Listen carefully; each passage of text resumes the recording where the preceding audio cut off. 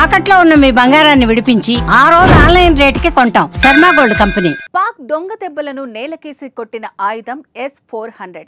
భారత సుదర్శన చక్రంగా పాక్ క్షిపణి దాడులను అడ్డుకుని పాకిస్తాన్కు భయాన్ని పరిచయం చేసింది.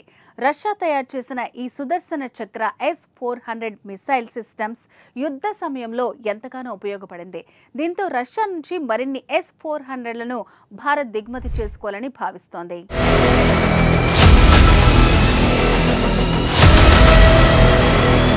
భారతదేశం గత కొన్నేళ్లుగా రక్షణ వ్యవస్థను బలపరుచుకుంటోంది. అందుకోసం ఎప్పటికప్పుడు కొత్త నిర్ణయాలను తీసుకుంటూనే ఉంది.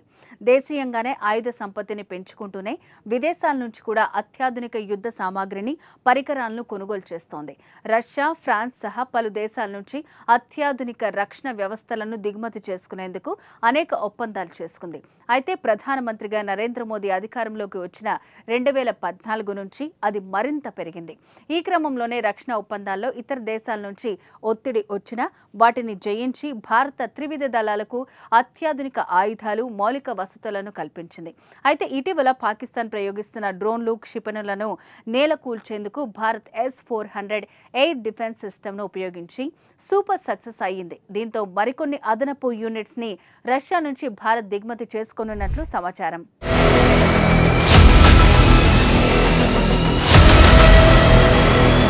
2018లో రష్యాతో భారత్ కుదుర్చుకున్న 35,000 కోట్ల ఒప్పందంలో భాగంగా ఇప్పటికే 3 S-400 ఈ క్షిపణి వ్యవస్థలను రష్యా భారత్కు డెలివరీ చేయనున్నాయి. అయితే గత 3 ఏళ్లుగా జరుగుతున్న రష్యా ఉక్రెయిన్ యుద్ధం కారణంగా మరో 2 S-400 స్క్వాడ్రన్ల రాక 2026-27 వరకు ఆలస్యం కావచ్చని రక్షణ శాఖ వర్గాలు అంచనా వేస్తున్నాయి. అవి కాకుండా భారత్ తన వైమానిక రక్షణ సామర్థ్యాన్ని మరింత విస్తరించేందుకు అదనపు S-400 కావాలని భారత్ విజ్ఞప్తికి రష్యా అంగీకారం తెలిపే అవకాశం ఉంది.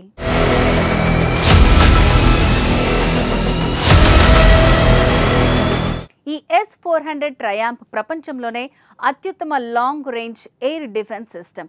ఇది 600 కిలోమీటర్ల పరిధిలో ఉన్న అనేక వైమానిక లక్ష్యాలను గుర్తించి వాటిని అడ్డుకోగలదు. దీన్ని సులభంగా ఒక ప్రాంతం నుంచి మరో ప్రాంతానికి తరలించేందుకు అవకాశం ఉంటుంది. దాన్ని ఓ వాహనంపై అమర్చవచ్చు. ఒకేసారి మల్టిపుల్ టార్గెట్స్ ని ధ్వంసం చేస్తుంది. ఏకకాలంలో 80 లక్ష్యాలను ఛేదించగల సామర్థ్యం కలిగి ఉంటుంది. S-400 అప్డేట్ వర్షన్ S-500 గురించిన ఓ ఆసక్తికర విషయం తెరపైకి వచ్చింది. భారత్తో కలిసి అత్యుత్తమ S-500 వ్యవస్థను ఉమ్మడిగా ఉత్పత్తి చేయడానికి రష్యా ఆఫర్ చేసినట్టు తెలుస్తోంది. ఇది బాలిస్టిక్ క్షిపణులను, హైపర్సోనిక్ ఆయుధాలను కూడా నాశనం చేయడానికి రూపొందించబడుతుందని అంటున్నారు. ఇది భారత గగనతల రక్షణ వ్యవస్థ మరింత దుర్భేద్యంగా మారనుంది.